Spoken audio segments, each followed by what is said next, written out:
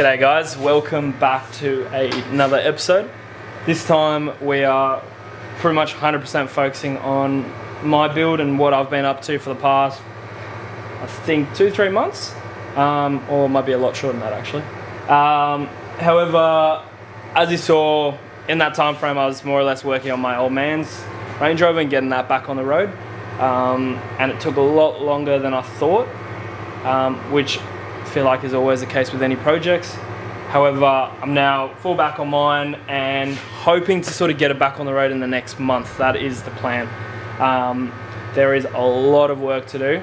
Originally, you know, my train of thought was, look, let's make the car really simple. Let's have very minimal electrics, make it really clean. However, you'll soon see I've gone like completely the opposite. There is so much more accessories in the car. There's a lot more cabling. But in saying all that, because I've done it, I feel as if, you know, like I'm very confident with the system and the way it works, and if I had to repair any faults, it should be quite a straightforward process considering that I wired it all up together. So before I start, I will give you a bit of a tour of the car, where we're at, and then also just give you a little bit of an overview what the next couple of weeks look like. Anyways, I will start from I'll start from actually the front here. Now, as you can see, I've got the bull bar, the winch, and also the new GME antenna all bolted up. This was a relatively simple process. I had a worn high mount winch, so I actually ripped that apart, cleaned it all up, replaced some seals, inspected the sort of gears and made sure that there weren't any wear and tear on them. And then more or less just put it all back together, and made sure there was adequate, you know, oil in there and stuff like that. So that was a relatively easy process. Took a little bit of time, but really happy with it. I've already tested it out, put a new hook on it, and have just put back the existing rope, and I'll just see how that goes. But I will more or less, I think down the track, replace that. The control box, opened that up completely, cleaned all the terminals, and then gave the box a bit of a clean and repaint, and painted that the same colour as the car, as you can see. Little details like that, which I love doing. So that pretty much completes the front. I guess I'll show you the engine bay. It's a bit of a pain to actually, just gonna put this down here.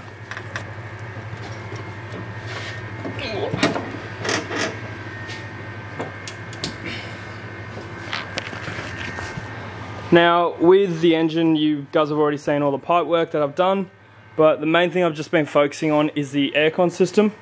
So we've put a condenser up the front with a fan, and then I've already started running the lines back to the compressor, and then I've just got one more set of lines that needs to go from the compressor back into the inside.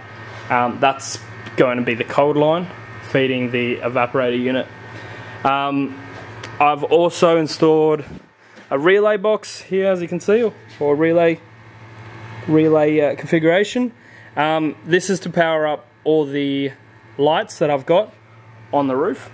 So as you can see, I've got the big steady bar light, and then I've got these side lights. I've got 2 on each side. So I've got that's the left hand side, that's the rear, and then that's the right hand side, and then that's the front light bar.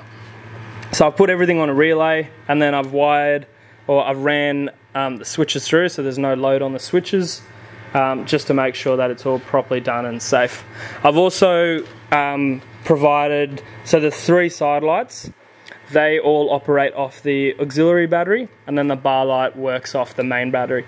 Obviously you're not going to have the front bar light on when you're chilling at camp, but you might have the 3 lights flooding the whole area, let's say if you want to set up at night time. So that's my whole idea, and I can leave them on and not be worried about flattening the battery. That more or less completes the engine bay. I've put diff breathers in, or diff, gearbox, the whole shebang, like all the breathers are all there. And then if we go around to the inside of the car, this is where a lot of the works has happened. The biggest thing that's taken time is the new cluster that I've just installed. Now this is fully backlit with LEDs. It's also got Roadtech Marine fuel gauges and temp gauge, and then the indicators and all the lights down the guts, they're all LED as well. So pretty much the whole lot has been refurbished, new circuit board on the back of it.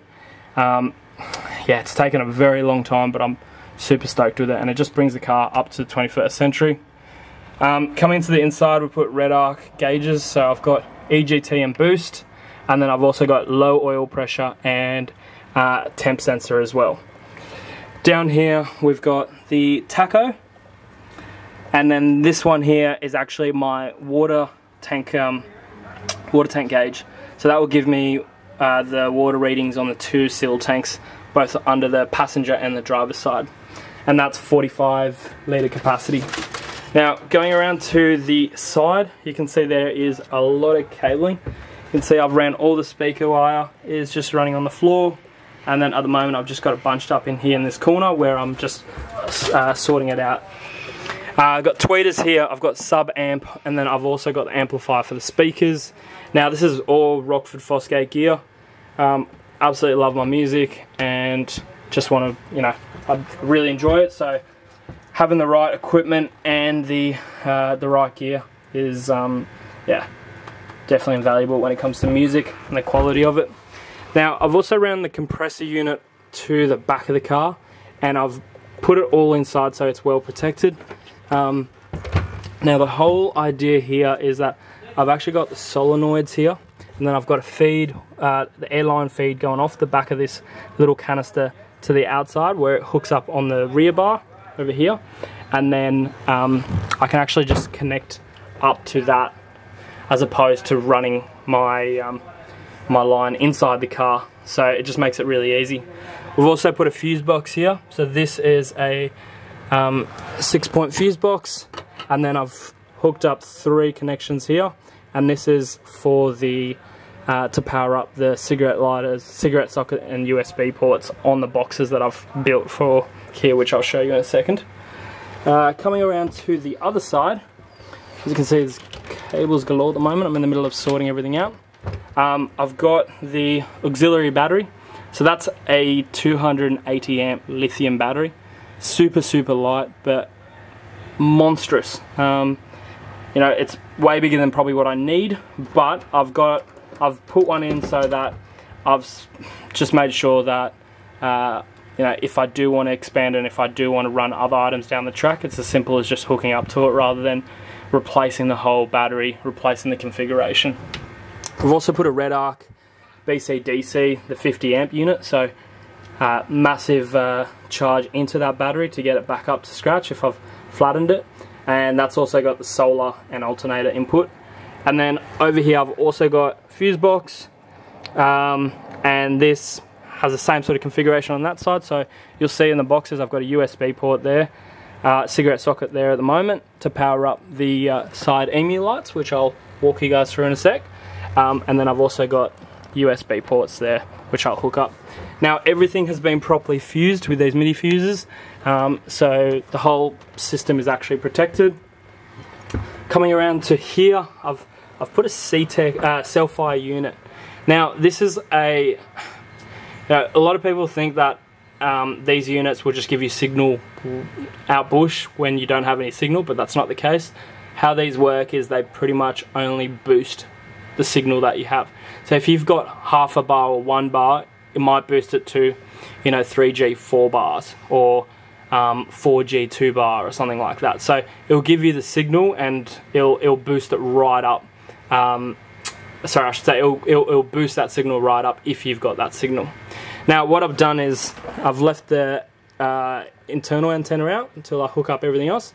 External antenna is already hooked up, and I've actually put it on a switch as well, so that when I'm not using it I can turn it off. And then if I'm also at camp and I find that everyone's just yeah, not socializing, you know, you can quickly turn that off, and before you know it there's absolutely no signal, no Wi-Fi. Not that I'd ever really do that, but it's a nice little thing to have down the track if I want to work out remote or, you know, work on the road. Then I can just configure this setup and and work off it. Now, that pretty much completes all the electrics on the inside. On the Emu Wing windows, I've put these hardcore lights. Now, as you can see, I've hidden the cable underneath this track, and then here's your switch. And then what you've also got there is you've got the 2 bar lights that run all the way along. I've got another connection strip, and then there's the other light. Now this is a really clean system. So to turn it on, you'll get your white light, then you'll get your amber light, which is really good for you know, mozzies and insects, and then you'll also have something in between both of those. Beauty about this whole system is you can dim it right down, or you can turn it right up if you need to light up the area around you. Now these use absolutely nothing, so you can pretty much have them running flat out. Every time I've been working this past week, I've had them on so that I can actually light up the whole area. So that more or less completes the back. In here, I've also got the drawers that sit in the center with a fridge slider, and at the moment, I've actually got it out, and that's the unit right here. Now, the drawer configuration, I'll show you in greater detail when it's in the car, but it's actually got drawers coming out this way, and it's got drawers coming out that way. So the ones going out to the back are the big ones, and then the front ones are quite shallow, and only come out roughly, you know, 400 or 500. And to the back of the seat. Now, I've put them in because I want to be able to store clothes inside the car, and I don't want to have a bag floating around that can just, you know, move around, smacking Zala, my dog, in the face, that sort of stuff. So I've made sure that everything's all secure, has its own place, and I've got 2 so the passenger can have one as well if we're road tripping. Fridge I've got just sitting there, put it on a big MSA fridge slider. And then around the drawers, I'll take you around to the inside here. Around the drawers, we've got these side boxes which I have just got wrapped in cream vinyl. Now, side boxes are lift up lids, so you can actually store all the stuff around there. And like I said before, where I've got those cables coming up just above the battery and on the other side is where the USB ports are and the cigarette sockets. So I've just got these sitting here. They will just plug straight there and power that all up. And then coming around to the front, I've got the speakers all sitting there as well with the tweeters. And yeah, really solid boxes made out of Ali, so super light. They are also coated on the inside with marine carpet. As you can imagine, aluminium is really tinny, so I had to do something to ensure that it didn't rattle around on the road. So marine carpet on the inside, and then on the outside there's 10mm foam with vinyl directly on top of that. Now those are the side boxes that I was just mentioning, that pull forward towards the rear of the seat, and those are the covers that I've got for them. So, fair bit happening. I'm really pushing at the moment to get this project completely closed out over the next sort of 3 to 4 weeks. Unfortunately, the landlord is kicking us out of the shed soon, so it's a bit of a bittersweet moment. So it actually just has forced me to come in here, tackle the job, and just get it done. I think I spent last night like 20 hours in here. Didn't leave till 4 AM, so at the moment we're just going absolutely to town on the build with the hope of getting it back on the road ASAP. So yeah, tune in. The next sort of episode will be more or less me throwing the interior in, and then taking it for rego and putting it over the pits, and hopefully it passes. Alright, I'll catch you on the next episode, guys. Ciao.